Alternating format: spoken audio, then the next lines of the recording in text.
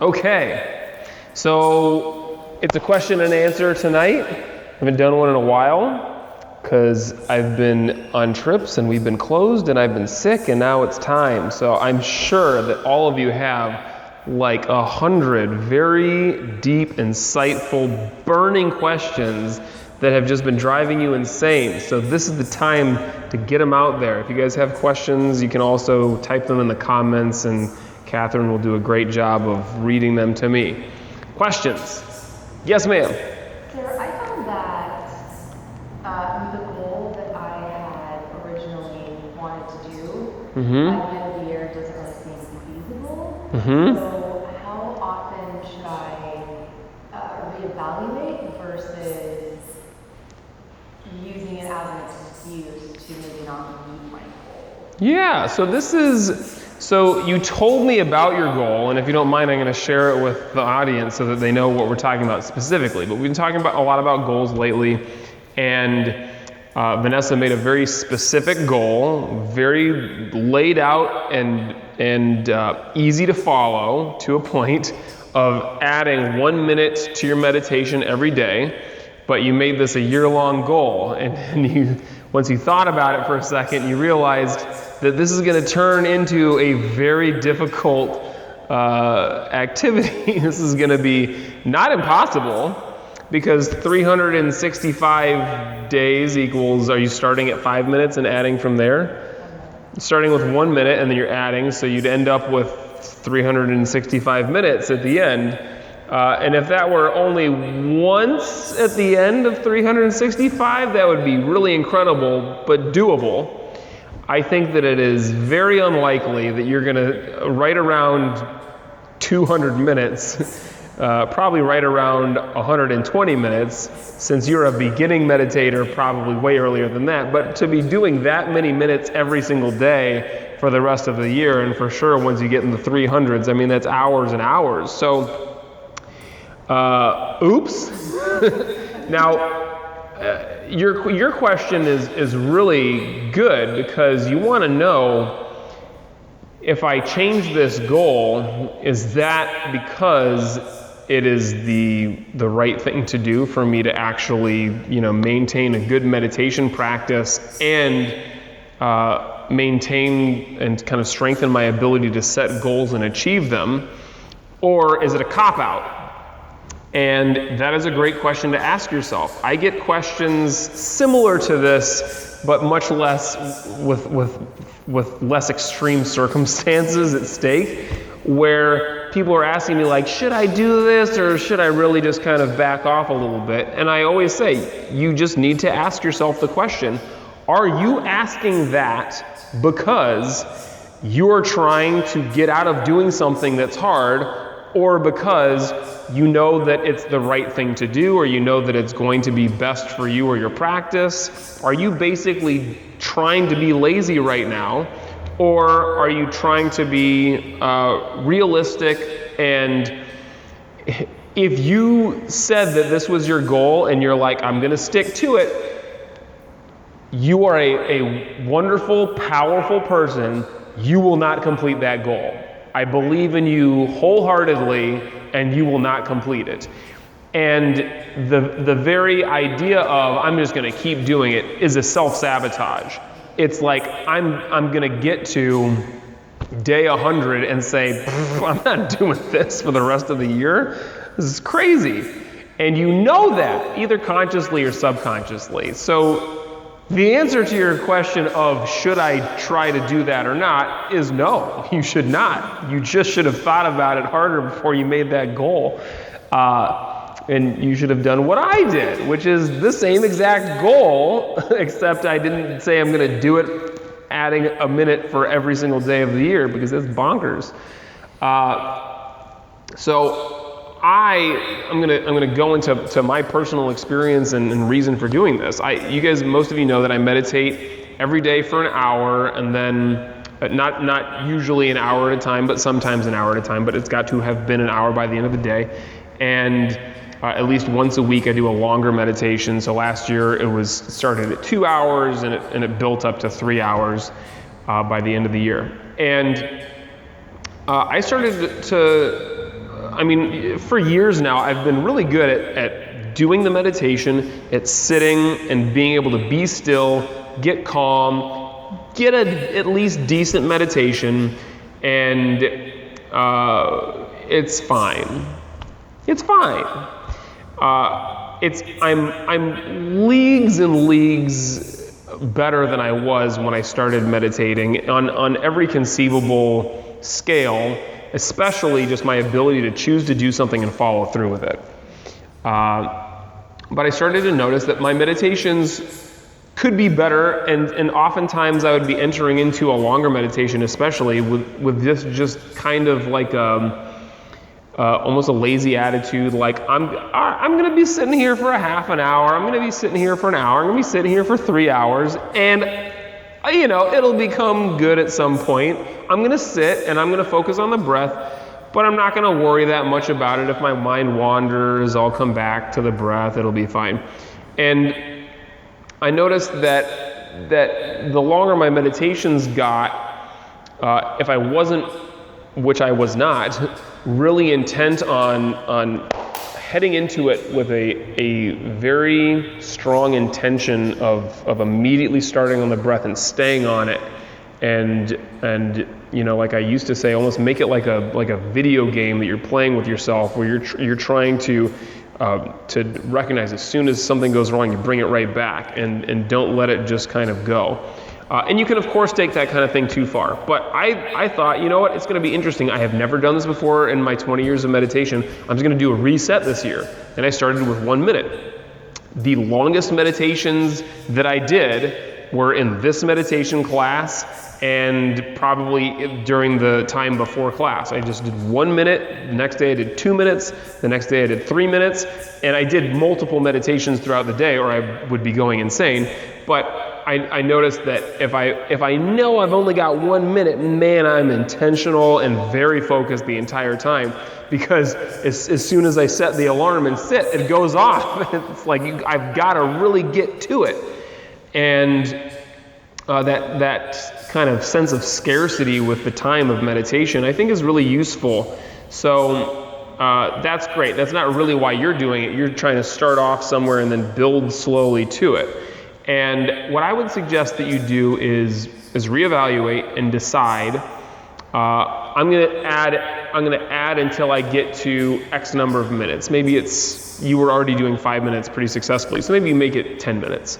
And then I'm going to stick with 10 minutes for a while. This is not my plan, but I've been meditating for a while. I would suggest get to 10 minutes and do that for a week or a month.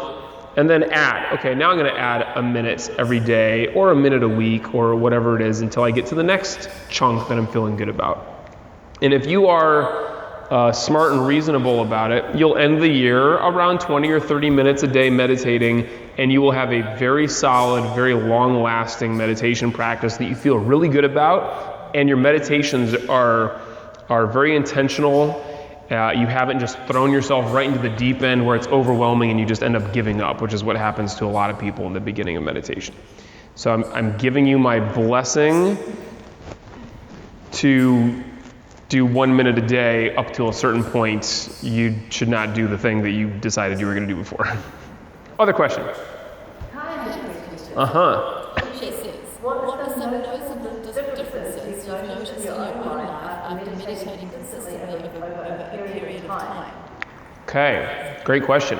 So I think I'm very guilty of talking about meditation like of course you know that you should do it. It's like a duh thing, and if you don't know that, you'd go read a book or something. But it's the reasons why are incredibly important and valuable to revisit.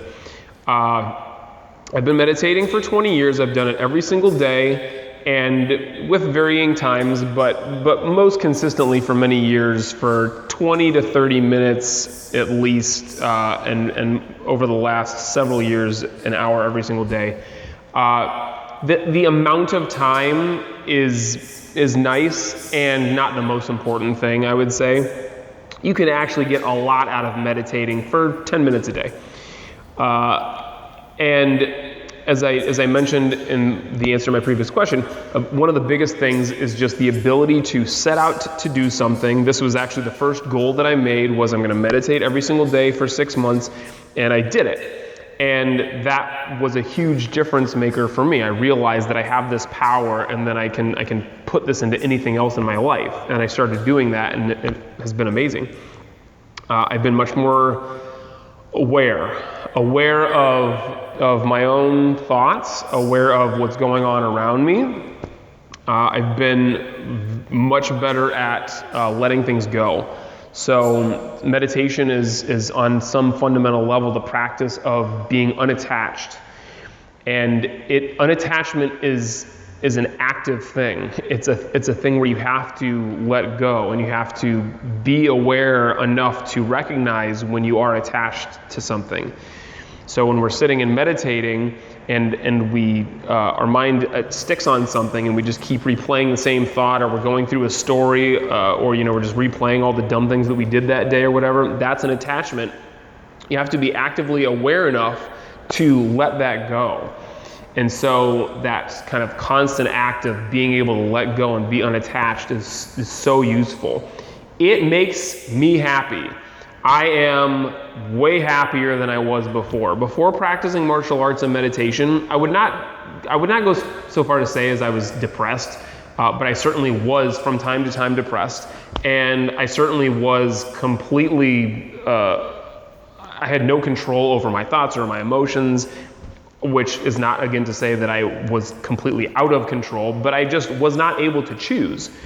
And in one of the first meditation classes that I went to at C.V. Brown School, I heard him say, happiness is a choice. And I went, that's like one of the smartest, deepest, best things I've ever heard in my life. And surely there are different circumstances that we all find ourselves in, and certainly those things can make it easier or harder to be happy. But the truth is, on the most basic level, if you have the awareness to recognize what thoughts you're having and be able to choose to let them go or not, you then have power over your thoughts that you have and your emotional state, because your emotional state comes from those thoughts.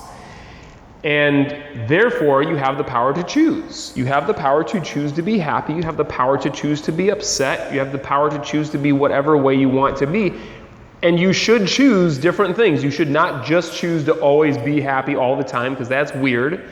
That's mostly what I do. You don't have to. But it's really amazing to have that choice. And more recently, in the last couple of years, I have chosen to kind of be in those other emotional states for longer than I was used to before, for longer than I used to feel comfortable with. And so I have found that meditation has profoundly affected my ability to not only be happy, but also to be sad, to be angry, which happens like once a year, but to be, to love, to experience whatever there is to experience within me in a much deeper kind of place from understanding, where before I was always like, I don't want to feel any of that stuff.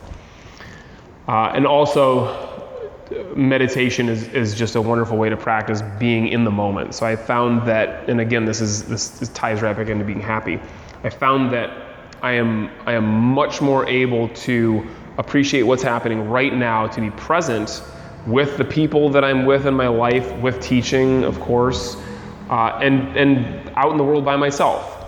And after a couple of years of meditating, I would find myself pretty regularly just driving down the street, especially, in Southern California, just driving down the street, and it's, a beautiful sunny day, and I'm just at a stoplight, and I just start crying because of how beautiful it is.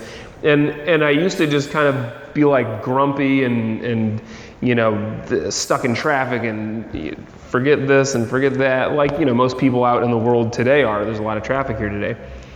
But to really be able to see the beauty, as cheesy as that may sound, it is profoundly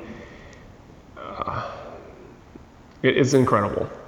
It is the thing that I am the gladdest that I have learned and been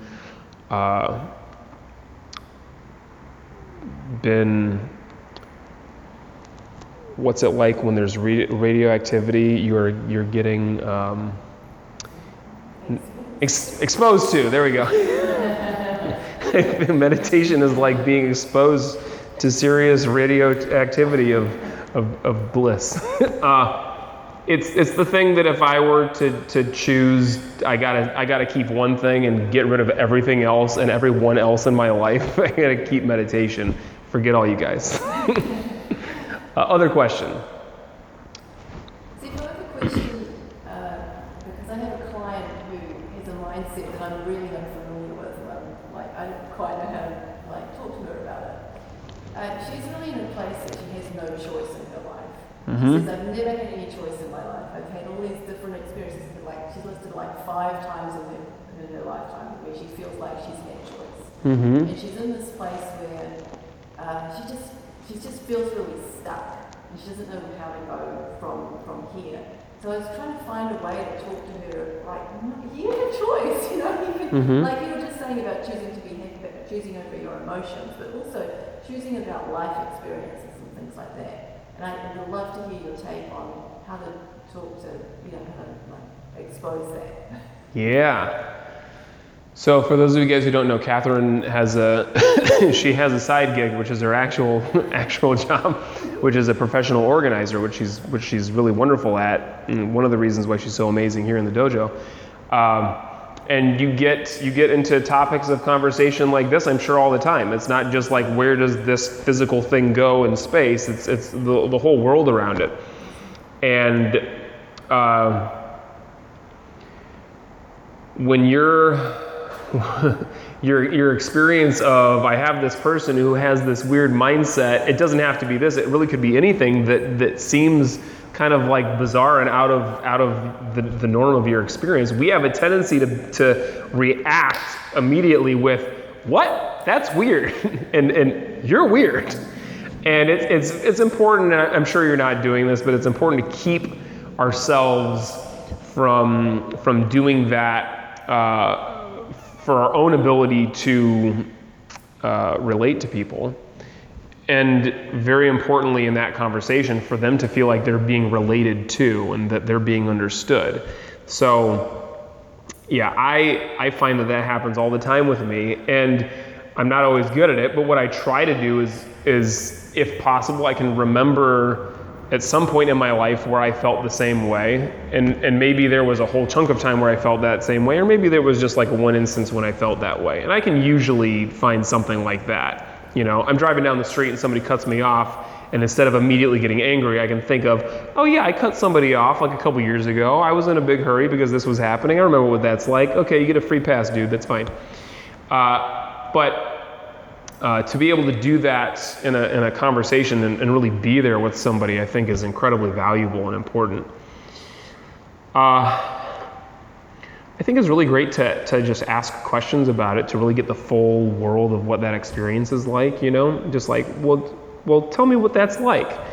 And okay, so that happened. So what was that like? And why do you think that happened? And where does that come from? And all this, but not having an agenda, because if you enter a conversation like that with the need to change this person's mind, and it's like, I've got to prove to you right now that my worldview is right and yours is wrong. In this case, you happen to be right, in my opinion, that you always do have choice. But if people get that feeling, which they will, that they're just kind of being almost looked down on, or like their feelings are not feeling validated, their point of view is not validated, then they shut down right away. So really kind of be playful and explore the world that person is in, and explore it with them. And they will oftentimes kind of at least meet you halfway, or maybe even find their way out of that world into your world, or a better world at least, just with that kind of exploration. And a lot of times people really just want somebody to listen and to be there, and that's all they need to get themselves to a better place. I would say, if you can, it sounds like since she's working with you, she has taken some kind of power over this, and has at least exercised choice in that way. Does she recognize that at least? Yeah. Good. Yeah. So if you're trying to get somebody with a fundamental, very basic kind of understanding or worldview like this, in this case, it's I just don't have choice. And you're trying to get somebody to realize something else, I think it's important to get them to actually experience it, and maybe to experience that like more fully or more often, or maybe just keep pointing back at it. So you can get her to experience the little choices. I'm going to put this there, I'm going to put that there, I'm going to run my business like this, I'm going to organize my life like this. And it can start to grow from there, but it can start with just one thing. To point to that and to really help her experience, even just one time, this thing, then she has to start to question. And it might not even be a conscious process. She'll just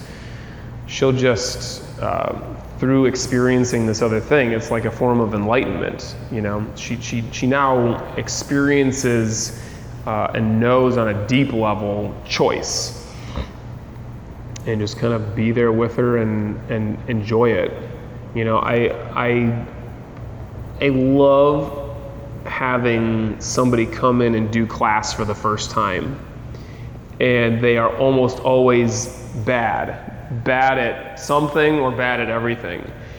And the joy that I get is not from watching them fail and be entertained by that. The joy that I get is from the excitement of trying something new and being in this new world. The vast majority of people who come in have not done something just like this. They may have done martial arts somewhere else, or some other activity that's kind of similar, but the world of the dojo is a very weird place, bowing and the etiquette that we have, and this attempt to be fully mindful in the moment and all that is a very unique experience for people. And I have a tendency to kind of look at practice through what they call black belt eyes, where it's like I just kind of assume that everybody knows this stuff. I assume that everyone experiences things the same way that I do. This is a flaw in humanity, is that we kind of assume that everybody is like us, and this is something that we do very often. And then the other thing that we do is we assume that everyone is totally different than us, and there's just no way that they could ever understand us. We're never really understanding that this person has experiences that are very similar to ours, yet also they have their own unique stuff going on that's different. But in this case, we're talking about they're put into this brand new world that they're experiencing it for the first time, and everything is exciting and new, and they're kind of like trying stuff, and they're bad at it, and they just keep trying, and they kind of laughing at themselves. But at some point they'll get their body to do something right, and I'll see it on their face, and they go like, yeah, I'm doing it, like I finally did this right. And at some point they will have some kind of an understanding, a shift in understanding. And I'll see that in their eyes, a very similar idea where they're getting it for the first time. And that reminds me what it was like early on in my practice. Going from, this dark place of no understanding and no enlightenment at all, to getting to experience this for the first time. and then really kind of wading through all the muck in the beginning and all the challenges to those eureka moments, to those places of understanding. And so I think I'm starting to lose my voice, so it's a good thing we're almost done. I think to be with somebody who is kind of venturing into that unknown territory should be very fun. And we want to try not to get frustrated, because if I, with a new student, had certain expectations of they're going to be this good, they will seldom live up to those, and then I would be upset and annoyed or disappointed in myself or disappointed in them. So instead what I try to do is my expectation is they show up to class. If they can get here and just try, that's wonderful. Everything above that is icing on the cake and exciting and fun. And if they get one tiny thing, that's success. It's success for them and it's success for me. And it's important to really take joy in that. So if you're meditating tonight, maybe it's for the first time, or maybe you've been doing it for years, treat it like it's the first time. Try to remember what it was like. I remember my first meditation like it was yesterday. I started off sitting really strong. I sat there for probably 5 minutes, and then I was in so much pain that I ended up in the fetal position, rolled up in a ball on the side of the mats. But I had that one moment of clarity where my thoughts fell away for just a split second, a piece of a breath, and I got that, wow, this is it. This is what we're trying to do, is to let all that junk go and just really be with ourselves, experience what that is like. Try to get back to that excitement tonight, and you might get it for one breath or less than a breath, and you might only get it for one time the entire meditation. But enjoy that, and kind of have that beginner's understanding and experience that again. Sit comfortably.